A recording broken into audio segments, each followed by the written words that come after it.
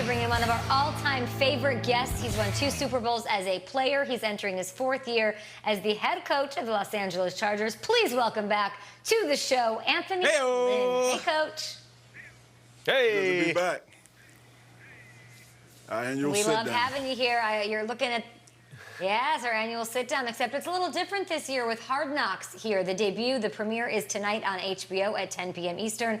It is Hard Knocks Los Angeles. Tell me how it's been. You've got a pandemic. You've got, you know, the world is upside down, and then you've got cameras in everybody's face. How's it been?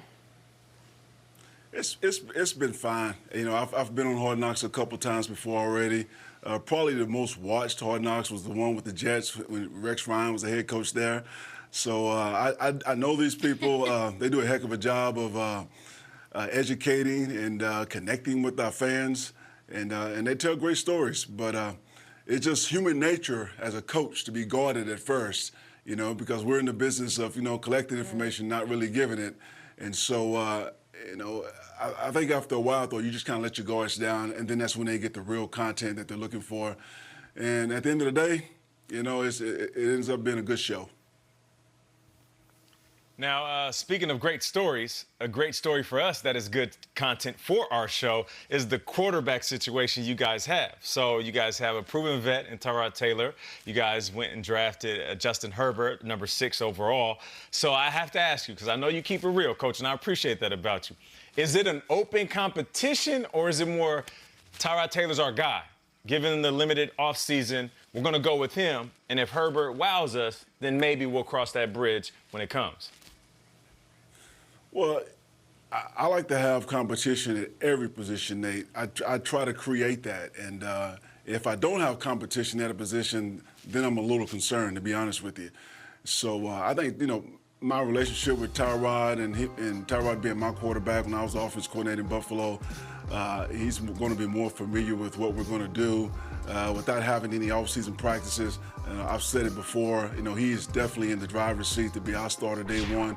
But, you know, we're going to leave the door open for, you know, you got Easton Stick, Justin Herbert, you know, these guys step up and shine in the situations that we put them in practice. You know, we're going to always leave the door open, but Tyrod Taylor's our starting quarterback right now. All right, Coach, let's stick with Justin Herbert for a second. Aside from that beautiful head of lettuce that he got flowing up top, what has impressed you about the young quarterback? I tell you, just, you know, his size, you know, you know, when they're walking off the bus, you're picking quarterbacks, you know, you pick this guy. You know, he's tall, he's 6'6", he's got a rocket arm, and he's very mobile. You know, he's a better athlete than I think people give him credit for. And so, sharp young man, he works his tail off. And, you know, he doesn't say a lot, but I think in time that communication with his teammates will be a lot better. And I think, you know, he has a bright future. That's why we took him at 6. Coach, quarterbacks rule the world, but you love you running backs. You always have, going back to Salina High School down in Texas. And you got a great one in Austin Eckler, who's coming off just an incredible, sterling 2019 season. Now we go into 2020, where Austin Eckler's your feature back. I know you love this guy. What is it that you love about him as a player and as a man? You know, his work ethic, his versatility. This is a young man that was an undrafted free agent that, to be honest with you, played at a small school in Colorado, and I never even saw his college tape because he was so far down the draft board. But I remember the day he walked into my office and he said, "Coach, how do I make this football team?" I sent him down to the special teams coordinator office. I said, "You need to go down there because you're going to make this team on special teams." And he did just that. And then when he got his opportunity to shine in the backfield, he took full advantage of that. And, you know, I'm an Austin Eckler fan, but at the same time, he's going to share that backfield with Justin Jackson, you know, Joshua. You know, we're going to try to use those guys, put them in position of strength. I like Austin when we can use him in multiple ways. You know, to say that he's just going to be the primary guy and carry the ball 25, 30 times a game, that's not the Austin that I see. Not to say that he can't do that, but I visualize using him in a lot of different places. Coach, we usually love all the fun and the hijinks on Hard Knocks, but it's not going to be all fun and games necessarily, especially with the premiere tonight. You just mentioned Austin Eckler. Went to Western Colorado. You didn't even see his tape, but he earned a spot on the roster. through training camp and preseason. You got a starting corner in Mike Davis, undrafted at a BYU, similar story. You already had to cut 10 players without them even getting an opportunity to play. How difficult has it been evaluating talent and then making those phone calls with the cameras on, telling these guys the NFL dream is over, on hold for now? Well, I tell you, it's been very difficult because, you have to cut players before you even get on the football field. And then once we get them all here, the first 2 weeks has been this acclimation period. So these guys have been in a lot of strength and conditioning, Zoom meetings, a couple of, personal meetings. But everything on the field has been a walkthrough. And so we don't start practicing until August 14th, to be honest with you. So we just got to be patient. And when we get an opportunity to get these guys on the field, do the best we can to put them in game-type situations so we can get those evaluations. Because, I'm afraid of missing out on guys like Michael Davis, Austin Eckler, because we're not having a preseason this year.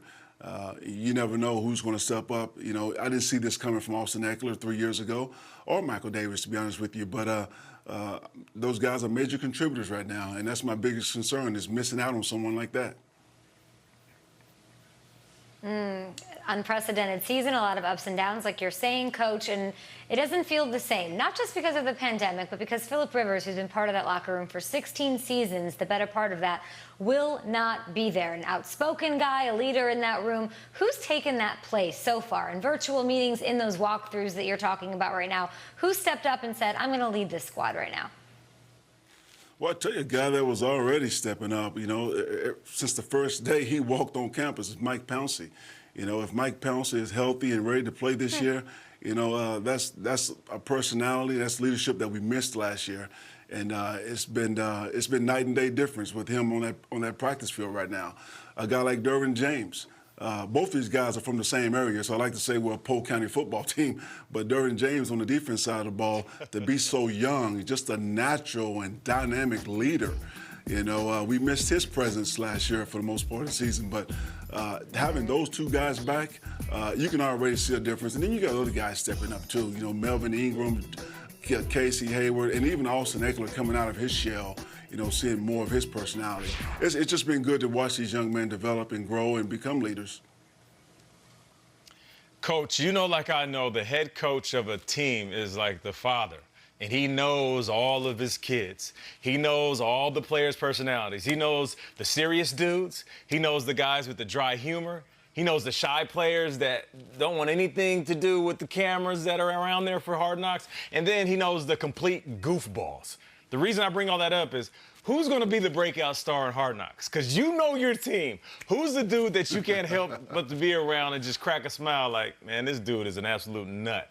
Who's that guy that we're going to fall in love with? I'd tell you, probably two of the biggest characters on this team. I can tell you Melvin Ingram, number one.